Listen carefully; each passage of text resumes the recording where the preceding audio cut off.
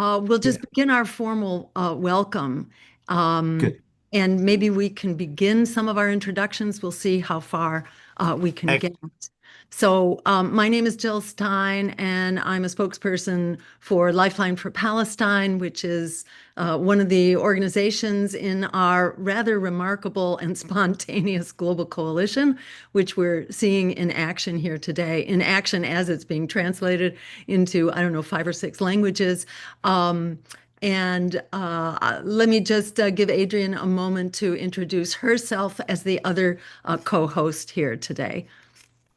Thank you so much, Jill. And thank you, everyone, for your patience as we work on setting up interpretation, as Jill mentioned, in French, Spanish, Portuguese, Arabic, and Russian.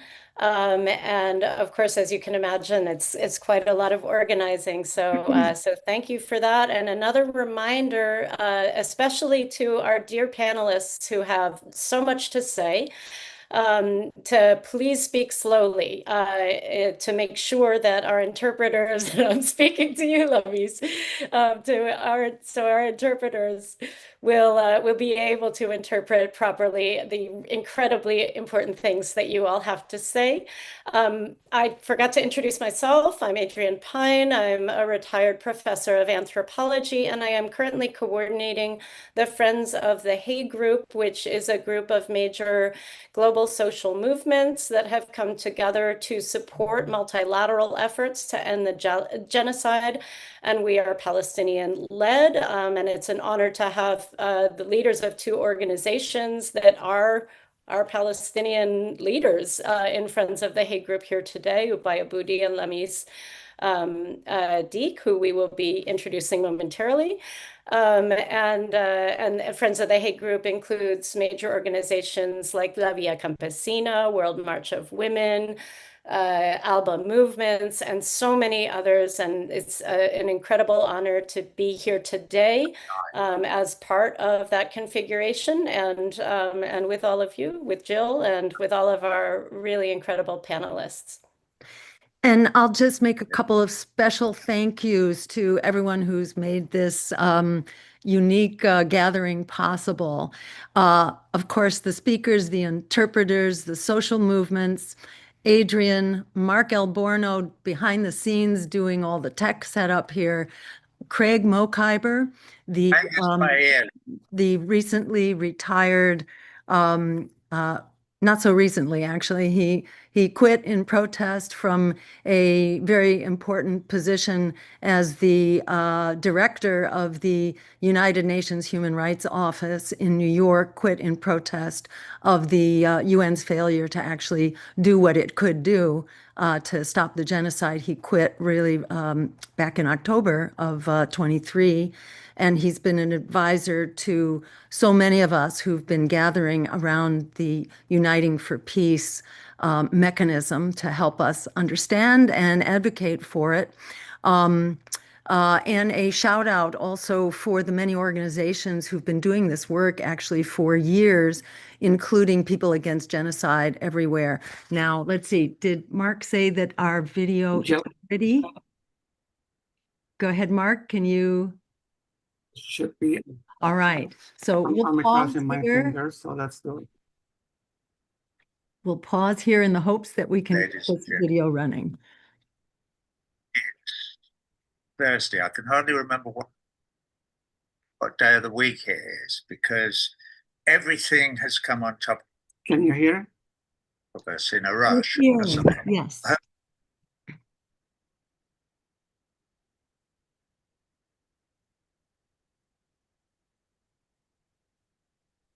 On Saturday. Then my mic's on now. You need to go on. You spool in. This was a speech to some people sitting in a field yesterday. Spool in. Let's listen to the song. It's about 5 minutes in. Just, that's it. Keep going. Okay. Keep going. Go on. Go on. Keep going. Keep going. Spool in, further in. Try that. Try it from there. Try it. See what happens. Press play, Mark. Yep. Press play, Mark. Meaning, oh, this is the Here we go. This is good. Try this. last. The audio's corrupt. We may have to put it to downloads. The very no sandals, stoves, and dust to broken bones. Stop. Deep bloody from. Stop. Stop. Mark, thank you, Mark. Thank you, Adrian, for smiling at this debacle. He needs to go back a bit. You're at 6 minutes and 15 seconds. I said 5 minutes. It's All right. you can all you have to do is look at the little clock and start it at about 5 minutes. That's 5:35. Start it a little bit before that, Mark. This is not rocket science. This is simple arithmetic. If you have a watch, you know how to do this. There you go. That's fine. think Go that from one- there. If it'll work. It's there. Yeah. It's going to need to be louder, Mark. I promise. I know it's not easy. It's probably having to catch up and download and all that stuff. I'm going to read from somebody to everybody. Thank you, Mark. From Alberto Duet, something. Hello, poor Mark. I couldn't agree with you more, whoever that is out there. It's buffering. Thank you, Nada Abed, to everyone. Whoever Nada is, thank you, Nada. That is the correct word. It is buffering. We might need to leave it to download so that it can play without buffering. The song has already started here because you can see the lyrics. That sounds like a good idea. Perhaps we should. Let's leave it to buffer, can we, Adrian? And we I can would move. agree. We really want to enjoy it. Yeah, because this is just a bummer to sit listening to something buffer. Let's let it buffer, and I'm going to hand back to our glorious leader, Jill Stein, and let's get on with something else, and we can come back to this. Is that okay? Thank I you, don't mean to- Roger. Let's just Okay. let it buffer and continue with our introductions and also Adrian, who is co-leading here the facilitation, can also fill us in on the translation. So if it's okay with you, we're going to mute all the mics right now, except for Adrian and myself, while we just do some quick introductions. And I'll hold the floor here because I can see Adrian is still making some arrangements in the back room. So I can go ahead and set the context and finish our thank yous. I had left off with Craig Mokhyber, who's advising and informing and empowering us about how this Uniting for Peace thing actually works. And the most important thank you of all is to the Palestinian people who have brought us together, not only in their defense, but actually to uplift our common humanity, which is under assault, along with the Palestinian people. And thank you, of course, to the Colombian mission as well, and to President Petro for his incredible courage and leadership in promising to bring forward an actual resolution, which is what we very much need in order to rally around it and really reflect the consensus of humanity around the world that this is what we need to do in order to shut down the genocide. So the support is there, and we want to help manifest that support to give President Petro the support that he needs in order to move ahead as expeditiously as possible. And just by way of context, I think as we're all aware, as we meet, Israel's genocide is completely going off the rails, is accelerating beyond belief, beyond all vestiges of humanity, as it accelerates its assault on the Palestinian people and on our most basic human rights and international law. Yet at the same time that Israel, together with its enabler, that is the United States, as they are completely going off the charts of human decency in accelerating this genocide, at the same time, public outrage and resistance are surging and have really hit the breaking point.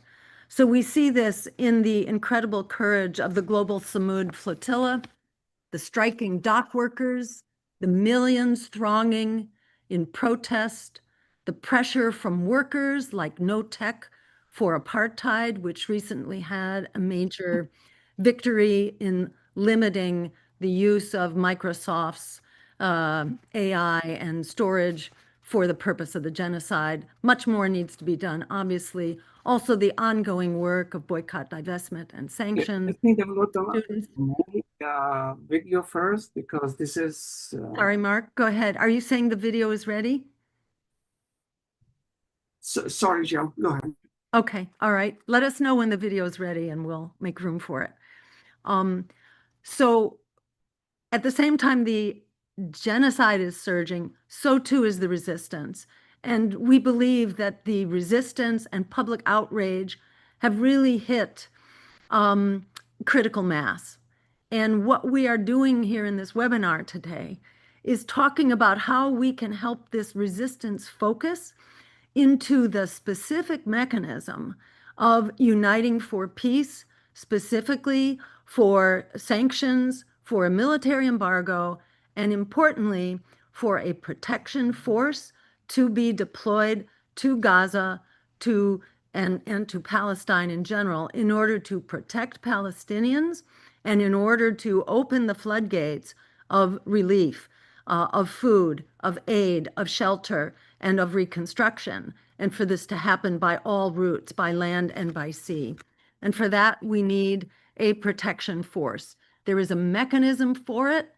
There is already overwhelming support for this in the United Nations, where votes on behalf of Palestinian human rights and against the genocide have been running not just a majority, not just a supermajority, but actually close to 90% of the votes in favor of taking these steps. And the United Nations laid the groundwork for that 1 year ago, which is why the September 18th deadline was so important. That was the deadline.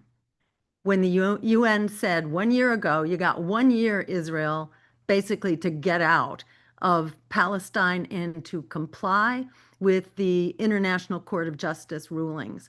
So all these things combine in a very powerful way to make this unprecedented moment of opportunity, which is why we are gathering here now to see how we can help move ahead and help provide the support that President Petro needs in order to put this proposal forward, for which we believe there's enormous support, especially if we as civil society do our part to make our voices heard and to compel our representatives at the UN to representing we the people here in putting an end to this genocide now through uniting for peace and a protection force deployed to Palestine. Let me just do a check-in with Mark. How are we doing on that video? Is that ready? Are we close, or should we take a little more time? Take a little bit more. I'm transferring in a different way. I see. Okay. All right. Adrian, are you in a position to talk about the translation and how we are proceeding on that front? That's a conversation I will have with Mark when somebody else is talking, but because I need to be host in order to fix it, and I am not right now. But I think we can start with the introductions, if you want to go first. Wonderful. Okay, so we are very honored to kick this webinar off today with Ubai Aboudi, who is he is the director of the Bisan Center for Research and Development, and he's a member of the steering committee of the Palestinian NGO network. That's PNGO. And I just want to add that I am speaking slowly, as we all must speak slowly, because we are being translated live into 4 or 5 languages. And para 4 o 5 lenguas. حديثنا فوريا لأكثر من 5 لغات. let's see, you just Так, heard a bit перевод of только that. что выключился. Let me check with Mark. Can you be sure Deixa-me checar com a... Marcus. are muted from our main broadcast? That was it. Okay, I think they will be. So you can understand this is an unprecedented, unique event here in being translated live into 5 languages. It's really a symbol of this unprecedented and unique coalition that has come together in order to end the genocide now through the Uniting for Peace proposal. So we'll be working out a few of the wrinkles here as we go. We appreciate your patience in bearing with us. So back to the introduction for Ubai Aboudi, again, with PNGO, the Palestinian NGO network, an umbrella Это organization палестинской сети وهي НПО. A Palestinian representing- Network é uma Let's see, we're just making sure to mute that if you can, Mark, from the main broadcast. Comprising 150 member organizations working in different developmental and humanitarian fields with a mission of empowering and protecting the autonomy of Palestinian civil society and consolidating its role in the national struggle and democratization process based on the principles of democracy and social justice. Also on the rule of law, on tolerance and respect for human rights.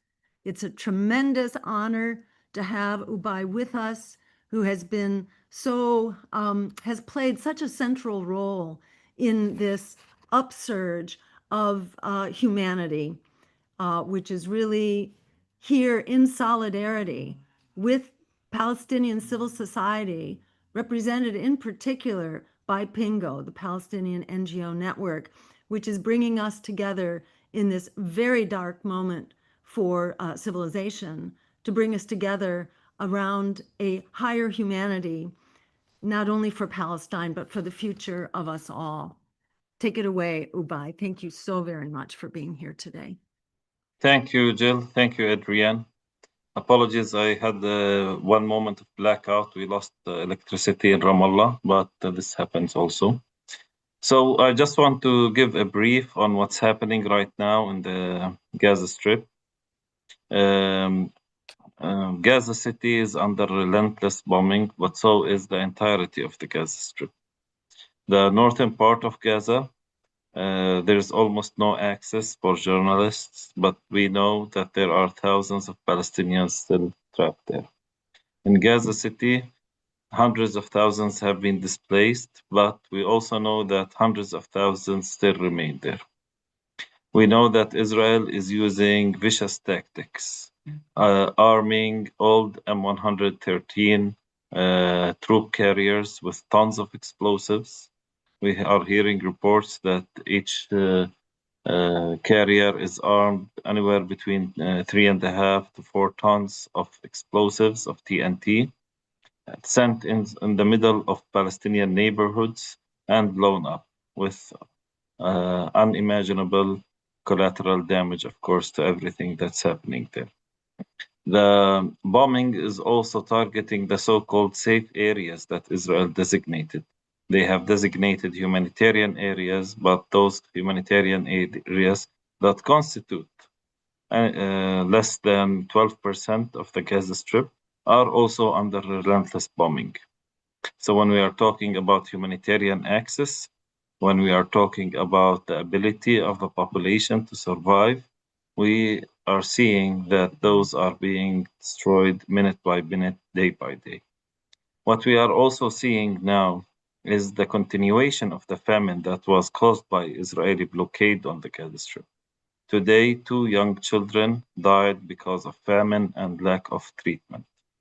Israel today has even prevented the entry of peanut butter, which is used in high-calorie food to sustain young children that are malnutritioned or at the threat of severe malnutrition. As this item, they branded it as a luxury. We know that the cruelty that Israel is putting on the Gaza Strip is not a side effect of the occupation. It is core and part and parcel. If I want to quote Patrick Wolf from settler colonial studies, he would say that each settler colonial regime has always had genocidal capacities embedded and genocidal intent embedded in it.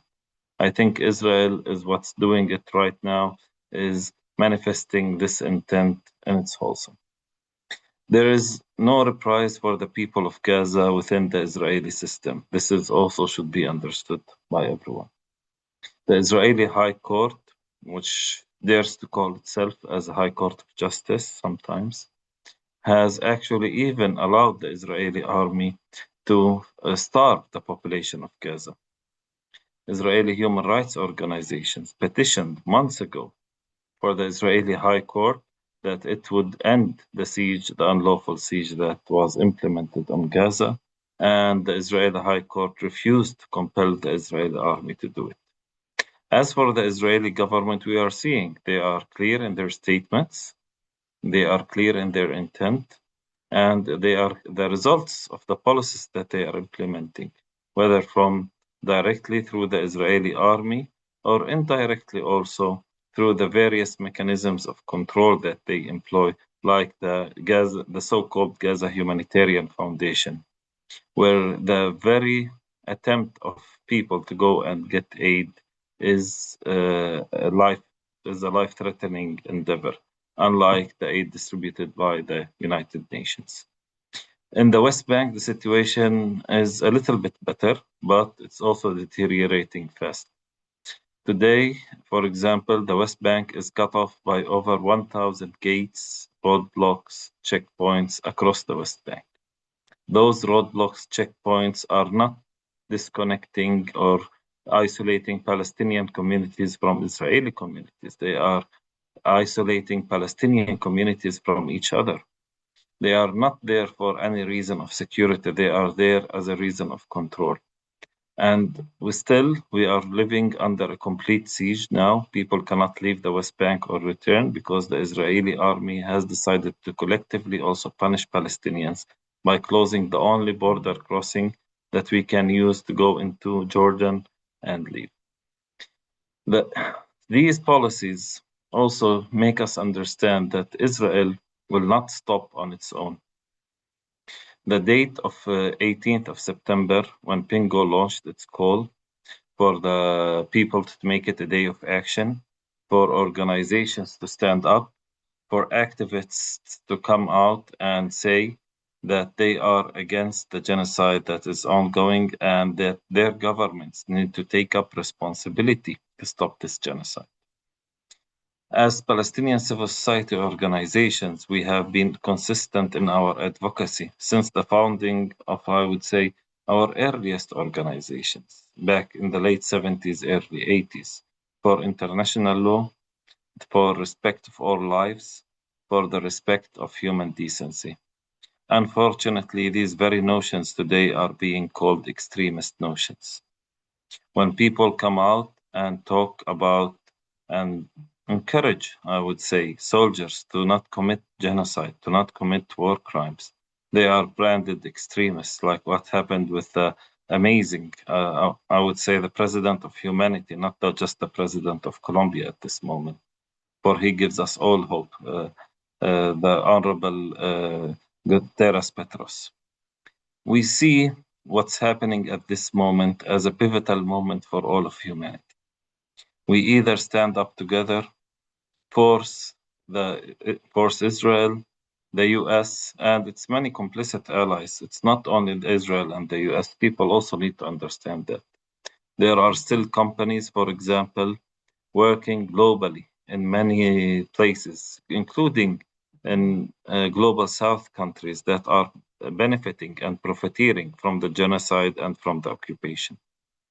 We are seeing that the Israeli occupation is accelerating its genocide because it feels that the window that it has to continue its ethnic cleansing and genocide of the Palestinian people is closing. So what we need right now is concrete action. Uniting for peace, I think it was built for this historic moment. This historic moment, the Palestinian people, the people of the world need to come and say that for the Palestinian people are human beings, are people that deserve protection, deserve life, deserve freedom like any other people around the world. When people say that the Palestinian people are being genocided with the vast military might of the Israeli army and with the unrelenting support of the superpower of the world, the United States Army, we all know that this needs to stop, that this needs, and they will not stop on their own. Whoever thinks that Mr. Trump or Mr. Netanyahu will grow a conscience one day, or they will feel sorry for their policies and they will say, oh, we had enough, I think this is far-fetched. What will happen is that they will stop when they are forced to stop. Uniting for peace, deployment of a multinational force to protect Palestinians, sanctioning Israel economically, militarily, culturally, and also suspending its membership in the United Nations. Those are the very core demands of the Palestinian people. And we thank Colombia first for hearing our demands and raising it as a matter of policy. I think what's being ushered right now is that, what the moment that we are here, we are on a crossroads. Either humanity fails and we fall into a dystopian future where it's normal to burn, starve, maim children, entire families, civilian population, and get away with it, and it becomes the new normal. Or we find ourselves on a different path where powers are held to account, where people in positions of power are afraid to abuse this power and to abuse human life. We also understand the interconnectedness of all the struggles. Palestine, as civil society, we say, is a microcosm of all of the injustices that are happening globally. The same militarized police that was used against Palestinians is now being used domestically in the United States. We hear, for example, of troops going to Portland. We hear of the repression that is happening against immigrants and people of color. And we understand that these struggles are interconnected with the Palestinian struggle for liberation. At this moment, we call on the people of the world, put pressure on all your officials. Put pressure on all of your elected officials. Put pressure on all of the businesses and companies. Make sure that they have two things to account for. The first one, their responsibility not to be complicit in the ongoing genocide and occupation of the Palestinian people. And the second thing, their responsibility as governments to prevent Israel from finalizing its genocide. As a people, we understand that history will judge everyone on what they did at this moment. Today is the moment for action. And for this also, we thank everyone as Palestinian civil society, all of the amazing people that have come to this webinar, and all of the amazing activists from Dr. Jill Stein, from Mark, Adrian, the Colombian diplomat Victor Lugo, Roger Waters, Lamis, of course, the amazing Lamis, our friend and also Palestinian, and everyone, actually, Craig, Mohaber, everyone, and all of those even people that are in the background, that their names weren't mentioned, but they have done also very important work, and their contributions are not smaller than those names that are heading the headlines these days.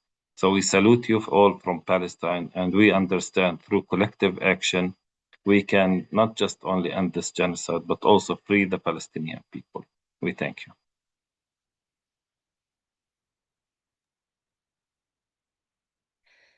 Thank you so much, Ubai. Now I would like to introduce Victor de Currea Lugo and ask him his first question. My dear friend Victor is a presidential advisor on the Middle East for the Colombian government. He's a physician who also holds a PhD from Madrid University on health as a human right. De Currea Lugo has spent decades fighting for the Palestinian cause. He has lived and worked in Gaza and has written 4 books about Palestine. He has also worked with different humanitarian organizations around the world in contexts of genocide, war, and major human rights violations, including in Sudan, Burma, and Western Sahara. As a journalist, he has covered conflicts and war zones in Syria, Iraq, Afghanistan, and Lebanon. His most recent book is called Palestine, Genocide and Resistance, to be published soon in English with a foreword by Roger Waters. Just this morning, he published an article on his and President Petro's U.S. visa revocations 2 days ago on Friday, titled "Gaza is well worth a visa." I highly recommend it. So Victor, a question for you. President Petro first announced his intention earlier this month to file a Uniting for Peace resolution, very much along the lines that Palestinian civil society has called for. Why did Petro and you, as his advisor to the Middle East, feel that it was important for Colombia to take this step now? And can you tell us what were the processes that led him to take this stance, and what role, if any, have Petro's relationships with Colombian and Palestinian social movements played in his decision to announce that he will introduce this resolution? Thank you, Victor. Thank you so much. Greetings for everyone, brothers and sisters. Just let me tell you that until 2022, we were called the Israel of Latin America. We has been under control of the Zionism power during decades. Then it's not easy for us once we won the election in 2022 to change the international policy of Colombia. The President Petro has always shown his solidarity as a militant, as a member of the leftists, with the Palestinian cause as well as another cause. When we came to the power, the President Petro, even before the 7th of October 2023, proposed in the United Nations an international conference to solve the Palestinian occupation. After happened what we know, the starting of this new phase of the genocide, we sent flights with humanitarian supplies to Gaza. We went in Al Arish, close to Gaza, in Egyptian territory. Later, we decided not to buy any more weapons from Israel. Later on, we decided not to sell any more coal to Israel, taking into account that around between 60 and 70% of the coal consumed by Israel was provided by Colombia. And the President Petro made a historical decision not to support anymore the economical regime which conduct the genocide. Later on, we decide, because the Israeli government didn't respect the Security Council resolution related to ceasefire, the President Petro announced to cut diplomatic relations with Israel, as we did. Also, we joined the South Africa proposal before the International Court of Justice demanding Israel for genocide. And with South Africa, we create the group, the Hague Group, to demand to the all nations the implementation of international law under one condition. It's not matter to create more laws, more agreements, more treaties, more conventions. No, we need is to implement the rights and international treaty that already exists. And finally, we are right now working in different topics. We established visa for the Israeli citizen that used to come to Colombia to travel around. Some of them has been accused to take part in war crimes, and they just came for holidays in Colombia. Also, we started the review of the free trade agreement that exists between Colombia and Israel. It means that we are not arrived to the New York streets just with Roger Waters together for nothing. We have a long path, a long roadmap that is to some extent, if you allow me to say, an example that should be taken into account for another countries. How to combine humanitarian action, economical action, political and diplomatic. And of course, we have been, my dear Adrian, every single day talking to the civilian society. What the Palestinian civil society is doing, is feeling. This is our first resources. We are in contact with people in Gaza.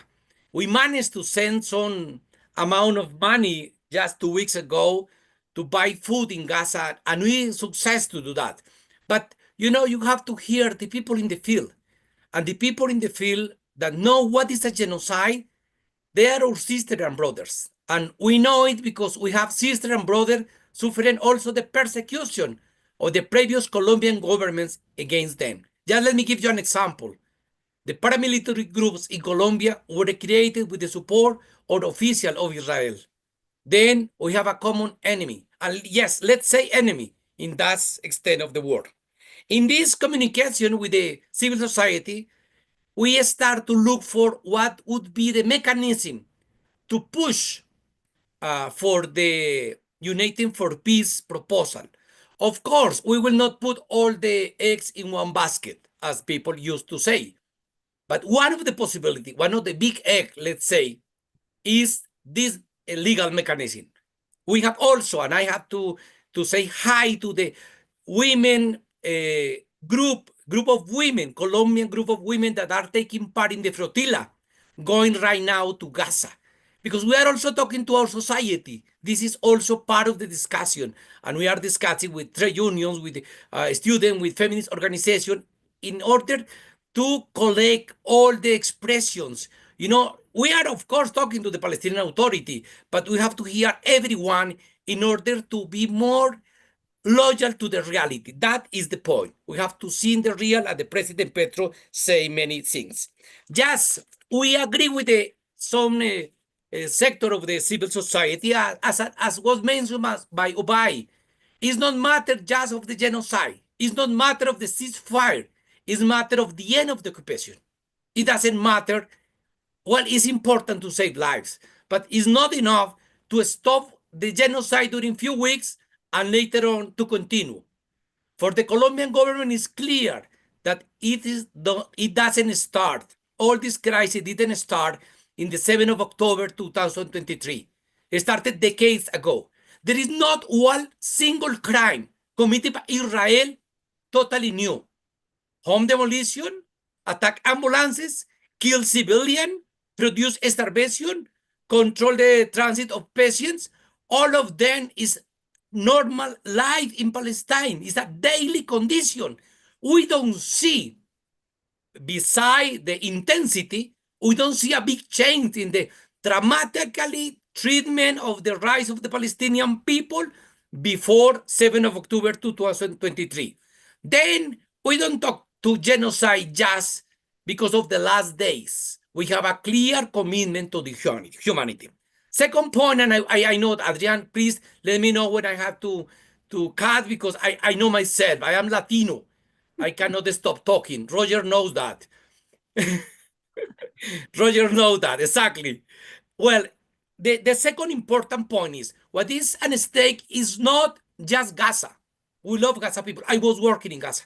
I was working in East Jerusalem. I had my house in Bet Hanina, my dear Ubai, and I was living in Ramallah also. But you know, it's matter of humanity. The genocide of the Palestinians doesn't belong to anyone but the humanity. Then Petro cannot just pretend that the genocide is going so far away, that this is not our business, that this is matter of leftist Arab Muslim people. No, is there to rescue the concept, the notion of humanity, the concept of universality of human rights. And the third point that I will go is the content of this draft resolution. There is no draft resolution clause. We continue daily talking to the communities and try to make it as strong as possible. We are talking to other countries. Please don't ask me which countries, because we are in this process. But it's not just to deploy weapons. It's a different phase, different steps. Let's say one, immediately ceasefire. This is necessary and unconditional. We need to respect the self-determination, sovereignty, and territorial integrity of the Palestinians. We cannot accept that these ghettos, these Bantustans created by the wall in West Bank can be avoided in the real discussion of the solution. The refugee topic should be taken into account when we talk about a real solution of the Palestinian issue. When we talk about the settlements, it's not matter of to combine strategies. No, the settlement itself is a crime before the Geneva Convention, and we cannot negotiate that, Roger. We cannot negotiate that. We propose also a military full embargo, because we need to act as an international community to stop feeding the genocide. Also, economic, commercial, and financial sanctions should be imposed. And diplomatic measure, just individual, each country, or just collective. The deployment of troops is the last ratio. We are not just thinking about weapons. We are talking about a collection of activities that the last ratio would be that. Unfortunately, Ubai know that, Adrian know that, for sure Yields know that. There is not a single genocide that has been stopped based on the goodwill of the genociders. Think about Cambodia, think about Rwanda, think about Darfur, that I have the painful experience to be there as a physician during months. Unfortunately, the history shows us that the use of force is not matter of willing, is not another option. Day by day seems to be the only option to save the Palestinian people. And I express that with all my respect for the pacifism movement. But as Mandela say, we cannot use inefficacy methods to achieve our results. This is clear, Mandela. Now, what we would like to do with this truth? First of all, I have to close, okay. Protect civilians, break the blockades for humanitarian access, custody the proofs of war crimes against Israel, and reconstruct Palestine. This is a huge task that we have, and you count with the Colombian government, and the Colombian government count on you. Thank you so much. Thank you. Thank you so very much, Victor. Thank you for all your work, for your leadership, for all you bring to this struggle here in Palestine and beyond. Thank you so much for being with us today. We are going to move along, and thank you for all your really important points about what needs to be done within this resolution. Specifically, this is not only a protection force, this is about sanctions, military embargo, stripping Israel of its credentials in the UN, and so on. So we thank you for moving this along, for putting this all together. We are going to turn next to our next speaker. Roger, that will be you. Just a heads up. while I mention some of the groups that have been laying the groundwork for this work, I want to give a shout out and thank you to People Against Genocide Everywhere, or I guess it's Everybody Against Genocide Everywhere, which is really the truth, and also Protect Palestine Now, among two of the groups that have been leading this struggle, particularly around sending a protection force to Palestine, which is urgent. It's not going to happen without that. As Victor mentioned, genocide doesn't solve itself, and I think Ubai mentioned this as well. Genocide doesn't stop by itself. We have to stop it, and we need a protection force in order to do that. So Roger Waters needs no introduction. And Roger, I'm going to ask you a specific question here in a moment. If you are willing to respond to that, as people know that Roger Waters is a legend, a living legend, co-founder of the rock band Pink Floyd, musician and writer. Hang on one moment, let me silence that. As well known for his role as a humanitarian as he is as a musician and songwriter, and known for his powerful critiques of war, injustice, and oppression. And he's been an outspoken advocate for Palestinian rights and against global militarism, and has been a foremost proponent of the arts, applying the arts as a force for human rights and freedom and justice. So for your question here, Roger, you have played a prominent role in not only calling for Palestinian liberation, but specifically, you were one of the first people to begin talking about uniting for peace, and I believe for a protection force as well. So my question to you is to just say a little bit about why uniting for peace and a protection Can you force hear me? critical. Yes, we do hear you. Oh, Tell us why thank God for that. and kind of what got you there ahead of the game. Okay. The reason I said, can you hear me, is because I was looking for something and I lost the main picture. I've still got a little group of things on the side, and I can now see all of you. And so that's a very good, and I'm so happy that you can hear me. But I just called Jill and she didn't answer quite rightly because she was talking on this webinar. But I had no idea whether I was here still or not. So I'm very glad I'm here, and I'll ignore the fact that I can't see anything. And I will speak to, yeah, Uniting for Peace. I've been putting out little posts, video posts about Uniting for Peace for the last year. Craig, who I can't see there yet, but he's around, I'm sure, Mokiba.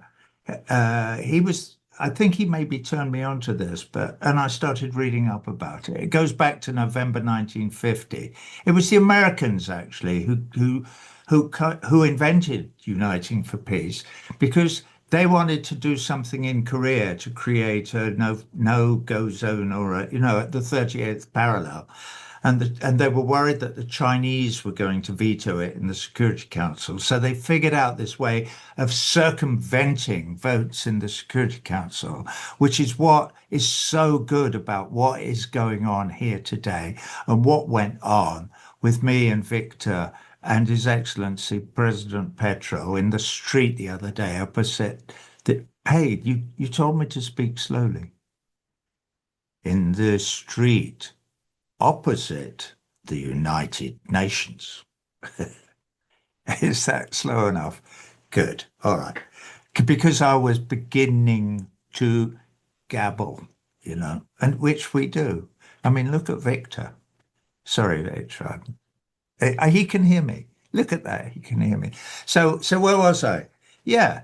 So is this going to work? So this is the big question on my lips, and I'd like to put this to Victor, is where is this Uniting for Peace resolution? And he already answered that question. I was listening very closely to what he said, and he said, don't ask me. We're in conversations backstage in the corridors of non-power in the United Nations, talking to people who are deciding where to align themselves in this conversation. So maybe if I have anything to say here slowly today, it will be for the sake of your very soul. It is necessary that you align yourself with me and with Jill and with Victor and with Une and with all Craig and all the rest of us. Align yourself with the voice of reason and align yourself with the cause for international law. Align yourself with the 10th of December 1948, when we all stood shoulder to shoulder and agreed that we believe in human rights, universal human rights, because of course that would include all our brothers and sisters in Palestine. And at the moment, their rights are being ignored and overridden by, in fact, they are being murdered day by day and have been. Not just for the last 2 years, not just since October the 7th, 2023, but for the last 77 years. They have been hunted down and slaughtered by an outrageous criminal settler colonialist enterprise called Zionism. So we have to be brave enough to call a spade a spade. This, of course, is not the way I might speak in the corridors of the United Nations to people to try and get them to join with it, because by and large, people are scared shitless of standing up to the United States of America and its acolytes in Europe. You know, this is a European idea, let us not forget. The whole idea of settler colonialism, as far as we know, looking at history, is a European idea. This didn't come from the Middle East. This isn't a Middle Eastern idea. The Persians didn't think this up. We did. Northern Europeans, as soon as we could build big wooden boats, we thought, I know what, let's sail around the world and see what there is to steal. And then let's steal it. And that is our history. And I'm ashamed of it. Okay. And so I carry that shame with me as an Englishman. But in this moment, we Englishmen and Frenchmen and Germans and Belgians and Italians, Europeans all over, and definitely South Americans and people all over the world have an opportunity to stand behind Gustavo Petro in him bringing a resolution to the General Assembly of the United Nations in this emergency session that, I'm gabbling again, but we are certain is going to happen, and there will be a vote, and we, the people, will get at least a 2/3 majority, so we, the people of the United Nations, will have a mandate to send a peacekeeping force, blue helmets or not, but armed with guns, into Gaza and all the occupied territories in Palestine to put a stop to the genocide that has been being committed for the last 77 years, and to invite the occupying army, that is the army of the criminal state of Israel, to please leave the stage and let the rest of us get on with being human. I think that's sort of what I have to say. Thank you so much, Roger. So Gustavo, my friend, we stood together in the street. Good luck with them. But as soon as you get to the end of the conversations in those corridors at the United, please show us the draft resolution. Let's get it into the General Assembly sooner rather than later, because this is a turning point in the whole history of Homo sapiens. This is the moment when we discover whether we are human or not. Well said, Roger. As always, this is that moment. This is that moment. Yeah. Let's converge around our common humanity like we never have before. This is an opportunity to do that. And Adrian, I think you're going to give our next very important introduction. We're going to hear more from everybody, so stay tuned. All right. And thank you so much, Roger. That was incredibly powerful, and so honored and grateful to have you here. Our next guest will be Lamis Deek, who is an international lawyer and serves as the Director of Legal and Diplomatic Affairs for PAL Commission on War Crimes, Justice, Reparation, and Return, which was built from her own 21 years of frontline lawyering in the areas of national security, terrorism designations, sanctions, compliance, criminal, complex civil and commercial matters, and compliance and governance. The PAL Commission emerges from the oldest Palestinian national civil society institution in exile, dedicated to the realization of Palestinian liberation. Operating in more than 30 countries, the PAL Commission's Palestine work is dual-tracked. First, legal diplomatic, and secondly, legal forensic, to support high-impact investigations cited by the ICJ, the UN, and national courts. PAL Commission PLC is currently managing some of the most high-profile and sensitive cases in the pre-litigation stage.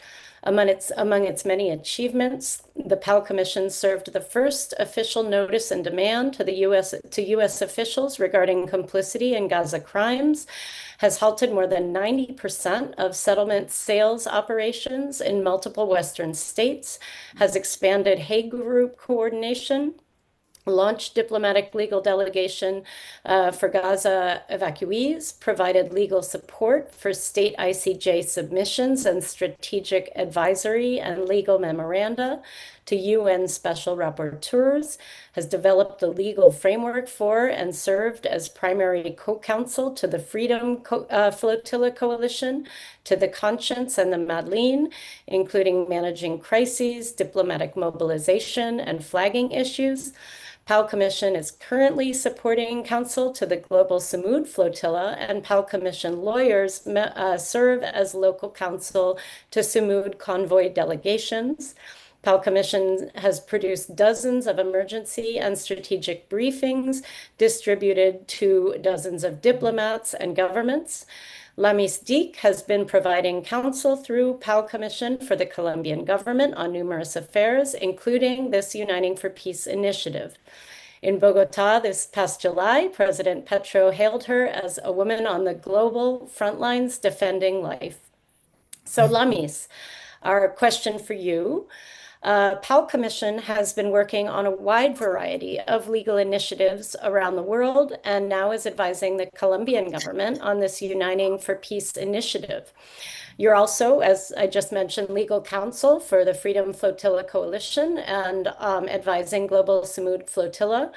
How does the work you are doing on the Uniting for Peace initiative fit into the broader range of international legal work to end the genocide? And how do you see legal advocacy like this fitting into the broader fight for Palestinian liberation? Thank you, Adrian. I want to take a moment and just highlight the fact that, Adrian, it's been a pleasure and honor working with you.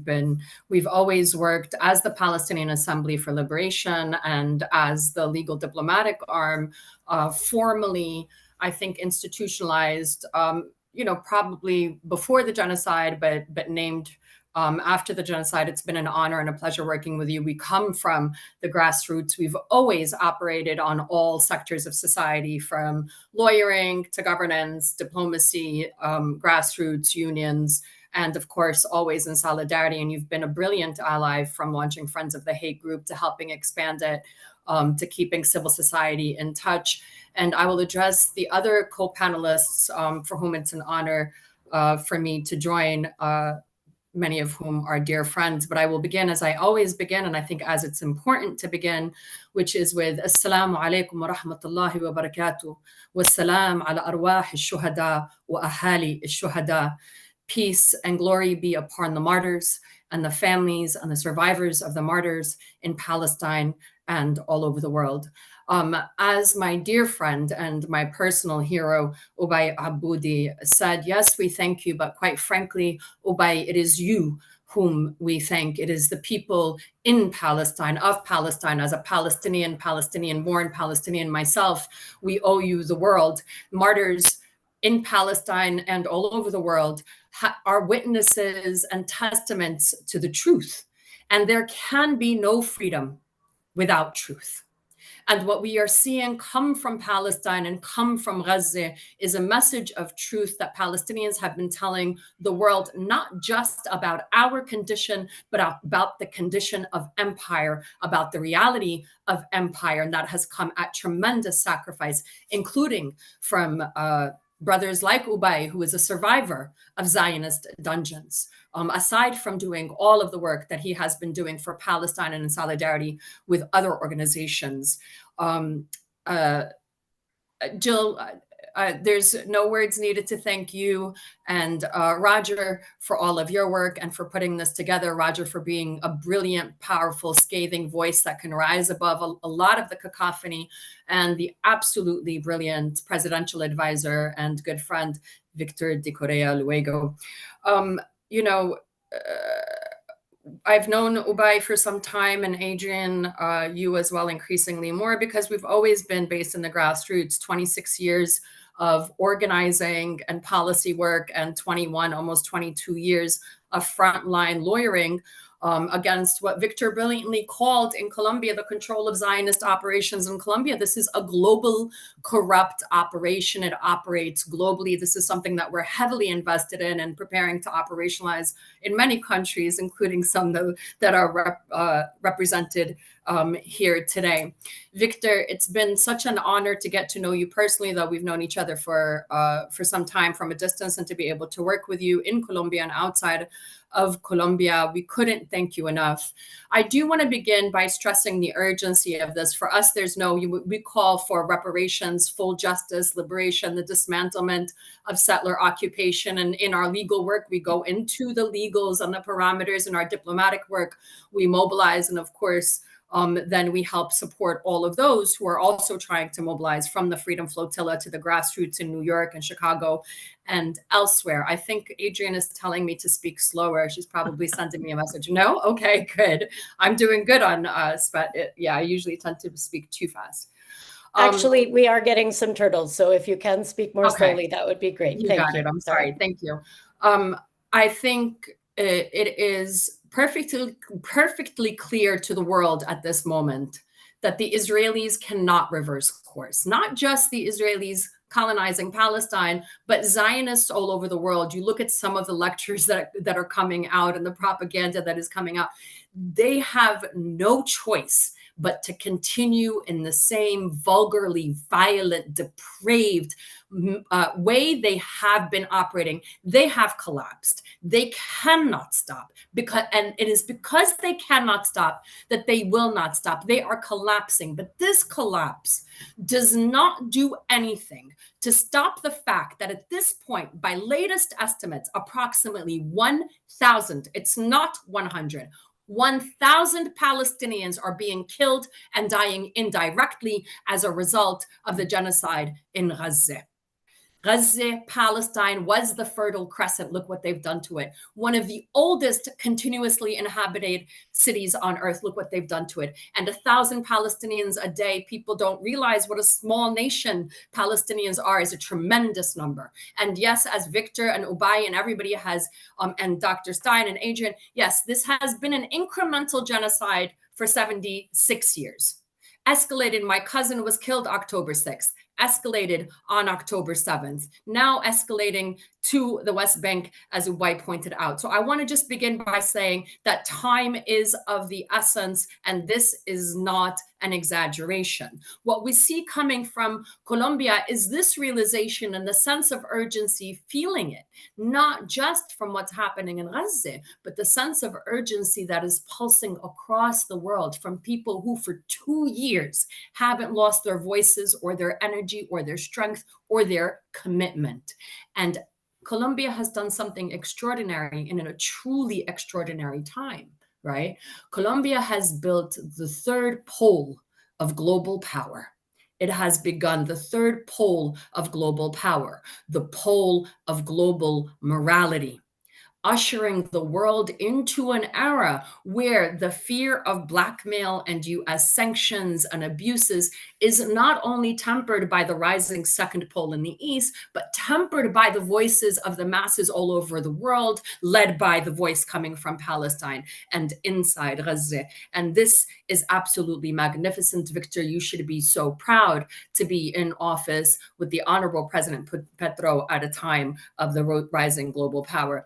Adrian, as you might know, we've been doing the diplomatic work from, I think, by the second month of the genocide, specifically focused just on this. We've done it previously, of course, on this and other issues beforehand. And it was actually in, I believe, January of 2024, so almost 2 years ago, that a Southern African state, not South Africa, began discussing with us preparations for the Uniting for Peace resolution. And we had made that demand for quite a long time in many of our briefings, many of which you've seen Adrian repeatedly, along with some colleagues who are represented here.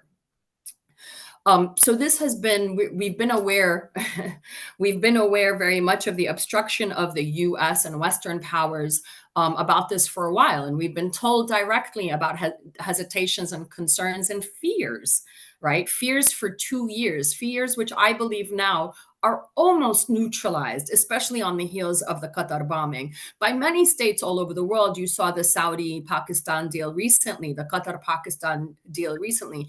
So now I think the world is sensing that, number one, all the US obstruction and deception, including about these so-called non-existent, which I think Miller confirmed, non-existent ceasefire talks, this is nonsense, right? This is absolute nonsense. Everybody's clear that it was a delay tactic. I think even the Qatari government, who played a role as a mediator, has come out and said it was just a delay tactic, right? The Biden administration, former members of the Biden administration. So I think the gig is up on that. Civil society taking to the front lines, whether it's in the high seas or every day on the streets. The unions in Italy have also made it clear to the world and governance they've had enough. They're not buying any more of the excuses. They're not willing to watch 1,000 Palestinians be murdered a day for no reason other than choosing to be free and exist on their own land, as they show the world that the rest of the world has been enslaved. We shook off our chains from the minute the Zionists came to our lands.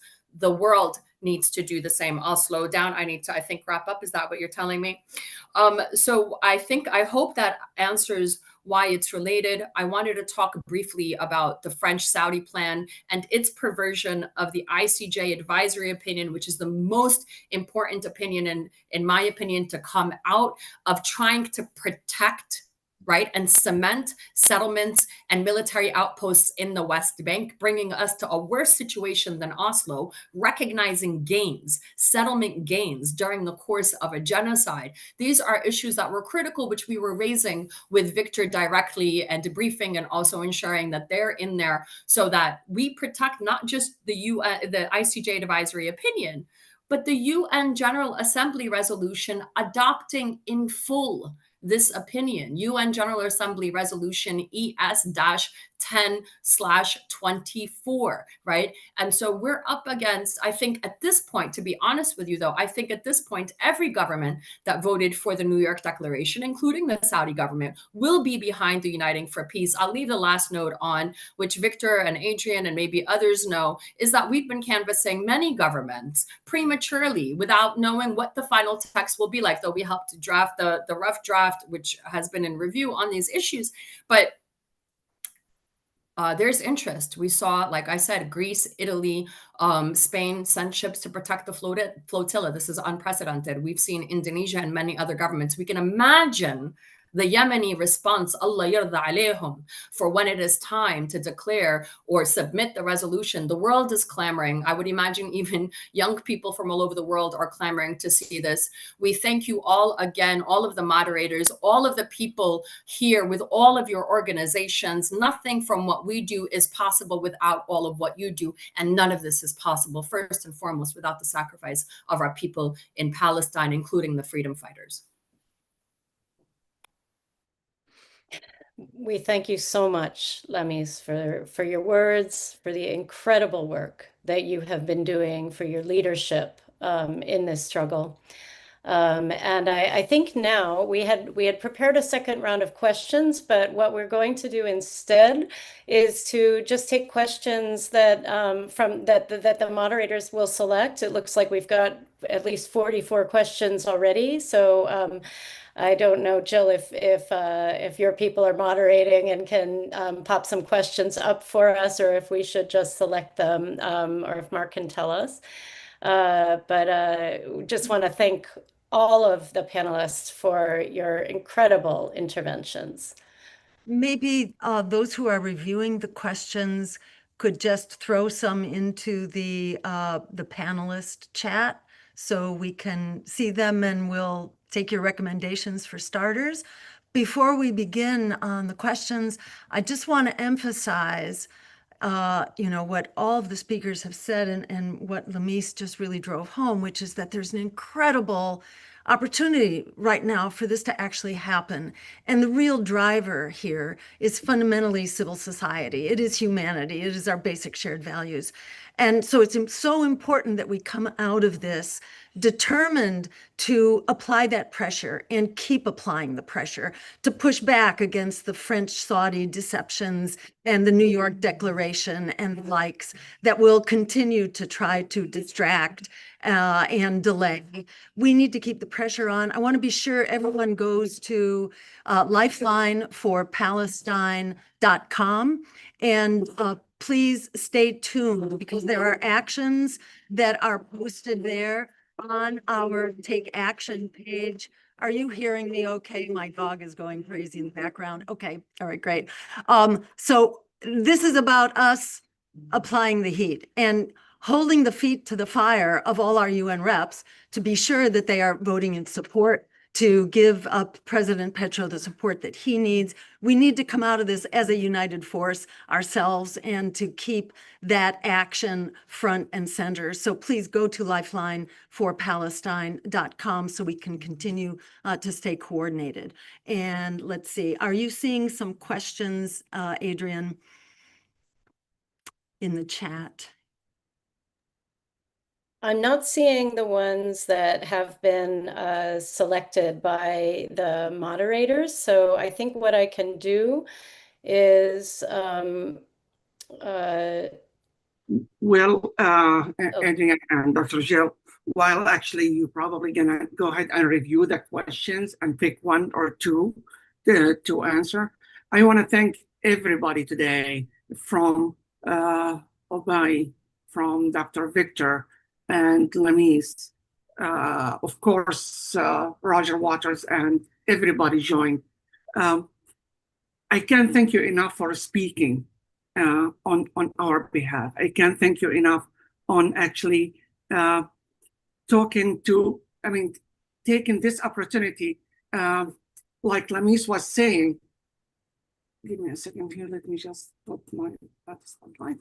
Like Lamis was saying, while they are working in the background, it is very important that we, the people, need to pressure our governments and make sure that we reach out to them and ask them, look what happened in Italy, look what happened in Spain and Greece. Without this movement on the ground, the government will not do anything. So it is on you to make sure this is happening, whether actually in Asia, in Europe, in South America, across the globe. It is our responsibility to stop it. It is not just one hand. We bring each other and we connect the dots. One pass the ball to somebody else. They work on the background, we work on the front. And this is how we can actually make sure our Palestinians are free. Me being from Gaza, I will not stop until Palestine is free and my kids go to Palestine and Gaza with a big smile on their face. So it is on you, each one watching right now, whether actually you're listening to us in English, in Arabic, in Spanish, it is on us. We have to make this move. And the only way we can do it is to say enough is enough and rise, because rising against the oppressors is something we have to do, whether in Palestine, in Sudan, in Congo, everywhere. What happens there, it will happen to us here. And we already see it. And we must do it. Without our power as the people, we cannot stop it. I hope I give enough time for Adrian and Dr. Jill to check some questions because we're going with the flow. So this is as grassroots as it can be. It is what you see, what you get. We're not expert. We have the expert speaking on our behalf, but we are coming from the ground up to build something very important for everybody. And you are part of it. Don't think you cannot do it. You can. If I can stand and talk right now, you can as well. Back to you guys. Go ahead, Adrian. All right. So we've had, there's so many great questions. A number of people have actually asked about the time. I wanted to ask, pump that to you, Lamis, if I could. What does a potential timeline look like for this? When would it need to be introduced to even be considered in this session, or to be effective to, to save Gaza at this point, given the speed of the extermination there? And what will we all need to do to ensure that that timeline happens? So I've seen a number of questions along those lines. So that's my, I'm punting it to you. Yeah. So I start with a heavy breath because my dear friend Victor, I'm going to try to put you because there's, I want to get you on screen so I could see Victor's face. Actually, when I answer this question, I want to pin your face while I'm talking, Victor, so I could watch everything and respond accordingly. Victor might not like this. The time to bring the resolution with my deepest respect, undying gratitude, and endless loyalty, which I think Victor can confirm, that us and our whole team, and I think all of our people, would forever give our loyalty and service to the great Colombian government and nation. But the time to have brought, and it's a huge risk. And don't forget the economic, financial, political, and geopolitical situation of Colombia, the fact that much more powerful states, right? I'm sorry to say, there is nobody morally more powerful and to the masses more powerful, but economically, financially, all these other ways, more powerful states have been entirely too timid or lack, I think for lack of vision. I think there is an incredible global opportunity in history and a shift in global power that can be made by whoever brings and leads this. But the time to have brought this is yesterday. Now, the Colombian government, I won't speak for you, Victor. You can brilliantly and eloquently speak for yourself, as you often do.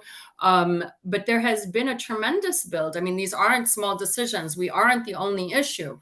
But there has been a tremendous amount of work that's built, especially over the past year, from within Colombia, leading on the global scale to bring us to this point. And really now we have to race. I'll talk a little bit about the logistics of it.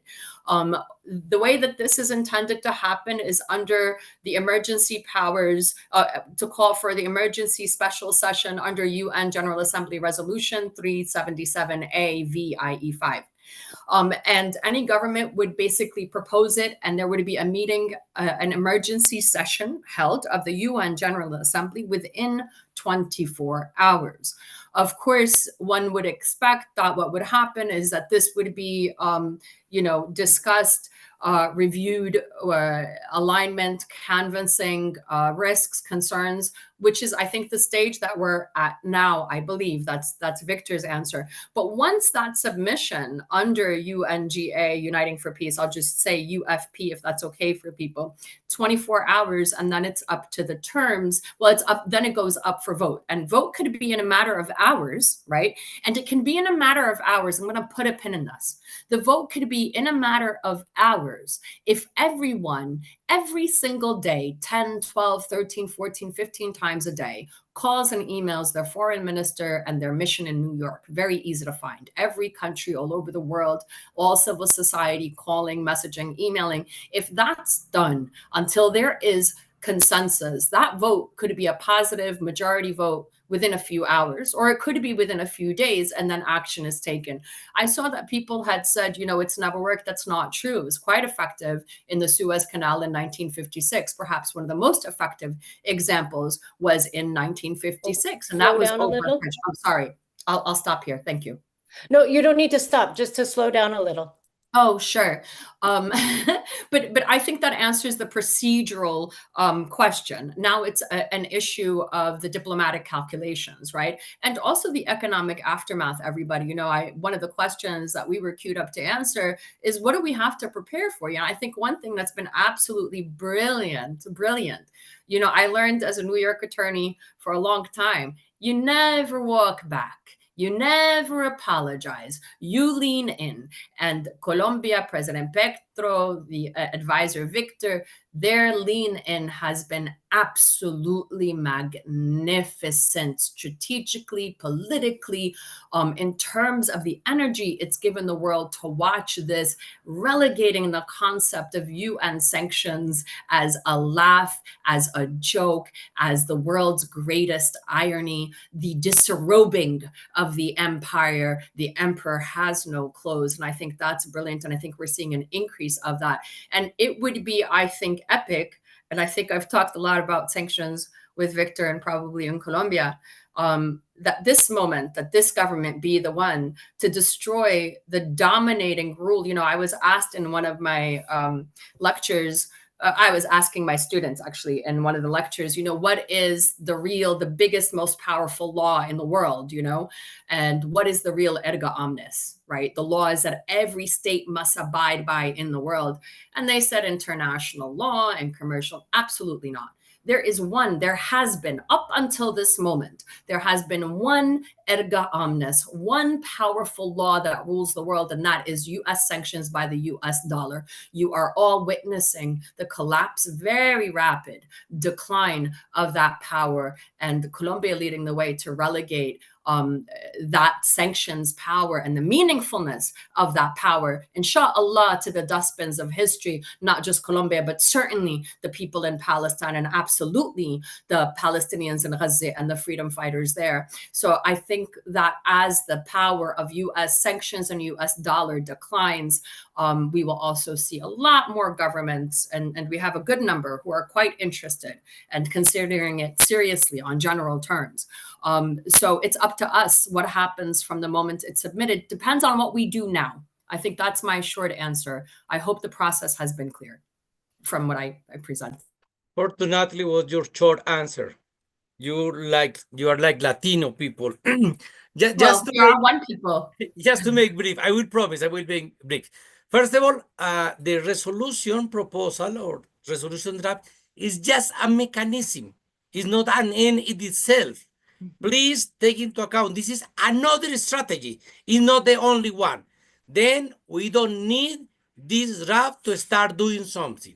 You already start doing something decades ago, years ago. Then to support the flotilla, for instance, to support the Palestinian society that are fighting for freedom in Gaza, in Ramallah, in Jenin, what is doing by Roger, what is doing by Adriana as a lawyer, but Lamis, but Jill, it doesn't depend on the resolution. Don't put the resolution in, don't overvalue the resolution, first of all. Second one, we have to play the game. And play the game means to collect as much possible countries around. It means we can take, I don't know, 3 years, but we have to put it tomorrow. how to get this balance between tomorrow and 3 years. This is part of the risk, and we have to take the risk. The most important is, with draft or without draft, the people in the street are asking for our protection. This is not a small issue. This is not a small issue. The people is challenging United Nations. As my last comment, it doesn't matter to reform the United Nations, and after to reform the United Nations, we will see we can save Gaza. We cannot say to the Varsovian ghetto, please keep quiet. We will create in few years the United Nations to save you. No. Is what is in stake is also the efficacy and efficiency of the United Nations. Then I'm not avoiding the discussion about the need to put on the table as soon as possible the resolution draft. I just wanted to say we don't need the resolution to act. Just it. Thank you so much to you, Victor, and to you, Lamis, for your incredibly powerful words. And to just underscore, this is about what we do now. This is about turning the crank every day, as Lamis said, every day. Send an email, and you can do that from Lifeline for Palestine. You can do that in the Take Action page. Send an email, make a phone call, go out with signs to government and UN sites so that they are seeing this and feeling this constantly. But it's not only now, this is also for the long haul. And what is so very exciting to me to see for the first time, really, this incredibly powerful coalition of coalitions coming together, really inspired by the people of Palestine and by your struggle. We are inspired to be working here for the longer haul, which we must do for Palestine and for the bigger struggle. As Victor and Lamis both said, this is not only about Palestine, this is also about empire. Ronald Reagan, Secretary of Defense, has this famous quote, how Israel is the unsinkable battleship for the United States. And this is a long struggle against empire. So we're here for the long haul. In light of that, I'm going to direct the next question, Ubai, to you, which comes from, I believe, from Spain, somewhere in Europe, asking basically, what can we do from over here, and what about the strike? And I want to mention the strike because you first raised this, Ubai, in calling for a global day of action and global strike on the day that the 1 year was up and Israel's time was up to get out, basically. You raised this issue of a strike, and the workers, especially the dock workers in Italy, are doing such an amazing and heroic job of not only shutting down the shipments of weapons, but also of shutting down the ports, which they did for 1 day, along with some 300,000 people that were out in the street. We'd love to hear your thoughts, Ubai, especially about this question of a strike, organizing for strike, and for economic actions writ very large. Okay, thank you. Look, there has been quite extensive analysis on the interconnectedness between Israeli occupation, genocide, and I would say, unfortunately, European, US, and global businesses. Israel could not continue with this genocide without this network of support that it has. People can organize on this directly. You have BDS, boycott, divestment, sanctions. It's a good strategy. It's a strategy for the long haul, and it's important to keep things up. But also, do not give up on pressuring your politicians to act. You can go and have an action collectively in front of US embassies. I am also in front of Israeli embassies. I don't know why we have still, as a country that is, I think it will be the first country in history that is convicted as a country of committing a genocide. But this will happen years later because we know that judicial systems are slow. So I don't know why a country that has starved children, burned them alive, and this is not just Palestinian civil society talking. This is actually even the United Nations officials that are talking about the practices of Israel. Why does it still have embassies globally, consulates? People should put pressure on their governments, close these embassies, close these consulates, have sit-ins. Also, the strike is a powerful message. We saw its effect in Italy, though, and I salute again the Italian dock workers and the Italian unions. In Italy, we all know that the government is not the friendliest government towards Palestine. It actually was a close ally and was blocking, and I think is still a little bit blocking, also EU sanctions against Israel. So when there was a general strike in Italy, the government had to review its positions, had to send 2 ships to provide at least some kind of protection and escort for this global Sumut flotilla in international waters. So if we could pressure them to act like that, why not pressure other governments? Have it clear. I don't think that it's honorable to have a genocidal state, have it a diplomatic representation in any country. For the actions that people can take, there are a whole myriad of actions. We saw activists from all of us are Gaza, Kulluna Gaza, going on hunger strike for a day. We saw some activists, some cities going on hunger strike for 10 days. I would encourage everyone, you can go online for Lifeline for Palestine and send the emails. This is the basic thing that everyone can do. You can talk to your colleagues and friends to organize also actions. You can ask around. You will find a Palestine committee. I'm sure now almost all cities have Palestine committees, and if there is not Palestine Solidarity Committee in that city, you can start one with the people that you met in demonstrations, people you met in actions, people you talked to, and you felt that are interested in this. And you can take these concrete actions. And the most important one is making sure your politicians know that this is a core issue for you, that you will not vote for this politician the next time that there are elections if they are complicit or silent on a genocide. Because those very same politicians that are willing to be complicit on genocide, you can be 100% sure they will sell you as a people on the first opportunity that they have. So these actions, they are concrete. Everyone can do it from the smallest thing. We had some faith groups going in prayer, doing a simple prayer in their churches, mosques, etc. And from this prayer, they raised awareness and they were able also to call for actions. So solidarity is an action and everyone can do an action. And for Global Days of Strike, I encourage every union member, every activist to talk to your people and find a day that you can go on strike on. Nothing sends shocks through the capitalist system as workers going on strike and saying we will not allow you to make profits while they are committing genocide. Thank you so much, Ubai. So powerfully spoken.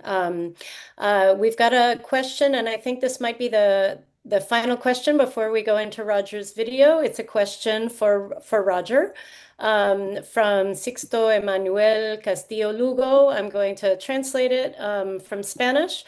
A question for Roger Waters. What would you say to those people who say, why should it matter to us what's happening in a country or people who live on the other side of the world? Wouldn't it be better for us to worry about problems in our own country? Why is it important for us to be in solidarity with Palestine? Thank you for such an easy question, whoever you are. I'm sorry to have to explain this to you, because the answer to this question is because you're a human being. And if you're a human being, it's a very necessary component of being human that you have empathy in your soul, so that when you can see terrible crimes being committed against other human beings in other parts of the world, you need to feel their pain, and you need to do everything that you can to help them in their hour of need. Because trust me, mister, Miss, whoever you are, this could be you tomorrow. So that's the answer to that question. And I'm very glad, but I've been sitting here thinking, I've been listening to Lamis and Victor and all the other people, and you, Adrienne, by the way, and thinking, I want to go, and what I'm doing is an introduction to my song, of course. I want to go, oh yeah, I want to go, oh yeah, I want to give you an, oh yeah. Everything that you guys are saying is moving me kind of deeply. And that's why I'm so happy that Jill has said to now that assuming Mark has finished buffering, you know what a buffer he is, but if he finally gets it together, you will be able to play my song, because this is a song that I've written, okay, specifically as exactly the message that we're all trying to put out today to all our brothers and sisters all over the world, to encourage them in the idea that they have the power to turn this ship around and to stop this genocide, and to do exactly what your caller from wherever he was or she was from was concerned about, you know, which is not rocket science. All you need is a bit of truth to help you unlock the love that you have in your heart, and then express it to your brothers and sisters wherever it is needed. It doesn't, geography is unimportant, sunshine. All right. Any more questions? I'm very happy to answer any other questions. Thank you, Roger. I think you've answered them all. Now, current, past, and future, with the love in your heart and the love in our hearts. And with that, the last reminder is this is just the jumping off point. We need to apply this pressure constantly. Please go to Lifeline for Palestine, sign up for the email updates, go regularly to check the Taking Action page, and let's make this happen.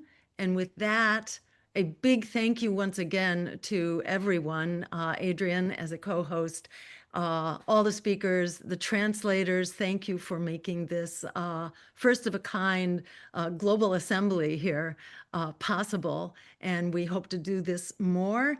And with that, let's roll the tape. And if I can just, before we roll it, just want to throw in also to encourage people to go, in addition to the many other websites, to peopleagainstgenocideeverywhere.org, where some folks who have been working very hard on this for a long time have a long-term plan laid out that is useful for looking at, for thinking about strategy. Sorry about that. That's my mic. Let me see here.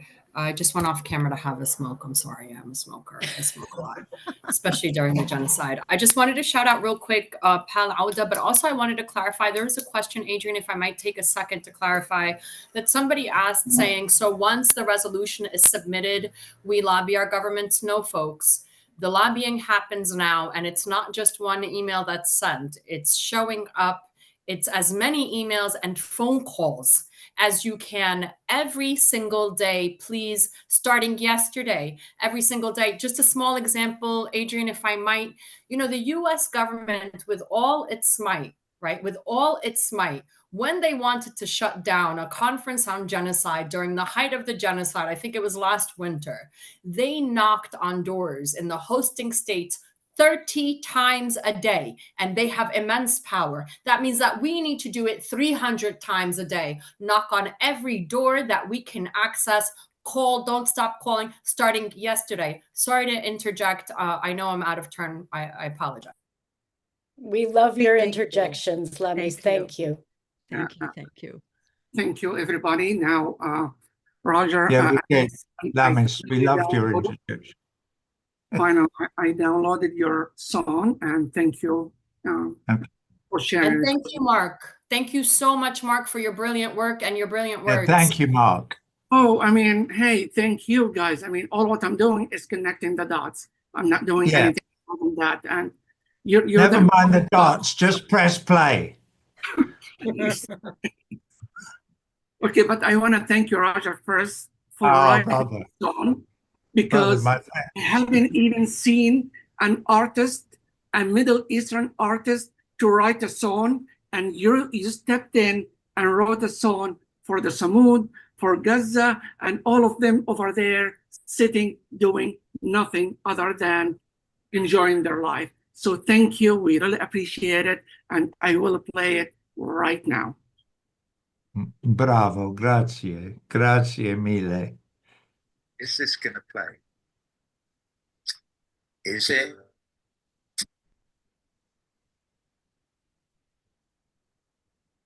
There is a word. There is a word in Arabic. It's not playing. Fuck. Can I tell you what it means?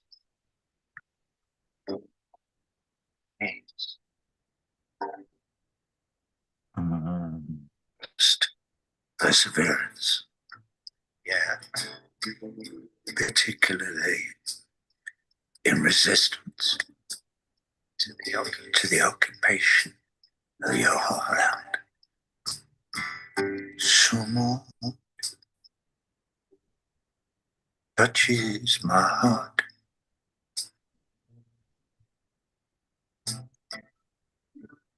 When voices join in harmony,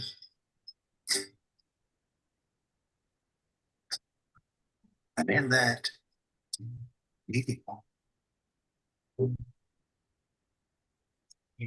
oh, this is the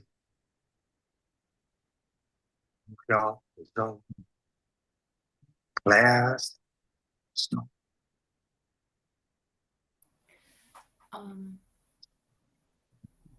Red scent of home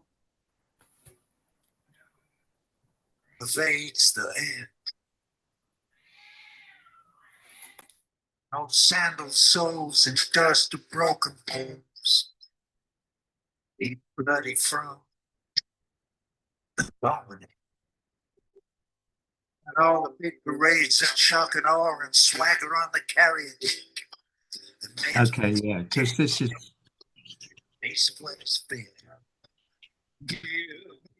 Yeah. Yeah. Okay. I mean, no. I mean, I wouldn't mind having a word about this because it's such. I mean, I'm not going to get angry or anything. I'd love to say something else when we stop playing this, because if this is what is going out, it's a bummer. So I'd like to be nice about it. Roger, we can hear you on the live Yeah. video. So if Mark, if you could pause this. Yes. Yeah, pause it, Mark. So So, Mark, can you stop the video? It is a huge file. So what we're going to do is schedule a follow-up debut, and we will schedule that with some time to preview and get the technology in order and do this recording justice. But I wonder, Roger, do you want to give us an opportunity to do an oh yeah or a couple oh yeahs? Just to off? that's a little bit tricky, kind of live on TV with nobody here. But because it's in the middle of the song, and obviously, Mark, and I'm not blaming you, Mark, but we could do this another time. But the fact that we can't actually listen to the song because we haven't managed to get the technology together is shit happens, But what's also happened today is that we've had the opportunity to express our love for one another in this webinar, which has been hugely important, I'm sure, to everybody who tuned in and to me to be able to listen to the other speakers on this webinar and to know that we're all in this together and that we, the people of the United Nations all over the world, all the song, I'll tell you what the song was going to say at the end. And it was going to say It talks about Rachel Corrie and Shireen Abu Akleh and all my sisters who've been martyrs and blah, blah, blah. And it talks about the oligarchs in their penthouses and what arseholes they are and blah, blah, blah, blah, blah. But then at the end, it gets to this idea that when voices join in harmony, all our voices join in harmony, we are an unstoppable force. We, the choir. And this is the choir of the people who that kid who called in was saying, why should I worry about people in foreign countries? Because we are all human beings. And this is an international choir. And our voice and the song that we sing is so full of joy and love and truth that standing shoulder to shoulder from the river to the sea, we, the peoples of these great United Nations, will turn this ship around, and we will put an end to the calumny, to the criminal insanity that is Zionism. Yes, we will. Okay? And so we will, in the expression of our love, we will turn the ship of state around and we will stop the genocide. That's what this webinar was all about. That's why it was so cool to listen to all of these people. This is why it doesn't really matter if you couldn't listen to my song. You'll find it. Just go on the web if you want to hear it. It's not finished, by the way. It's just a demo. I haven't put even any choirs on it yet. But I've seen 1 million people in the Yemen in the street with their Palestinian flags. I understand what the vibe is out there amongst ordinary people all over the world. And when this resolution hits the emergency session of the General Assembly, it won't just be a 2/3 majority. It will be what Jill just told us. It will be a 90-10 majority, because the people of the world, the ordinary people of the world, are good. And they have love and truth in their hearts. And they do care about their brothers and sisters in Palestine. Okay? So it's not that we're going in. It's not like, it doesn't matter. I should stop really, because I might go ranting off in some different direction.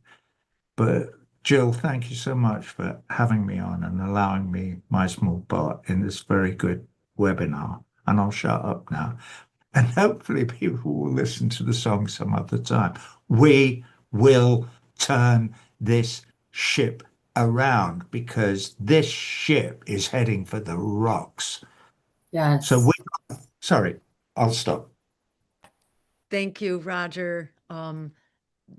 No song could have been better than what you just sang.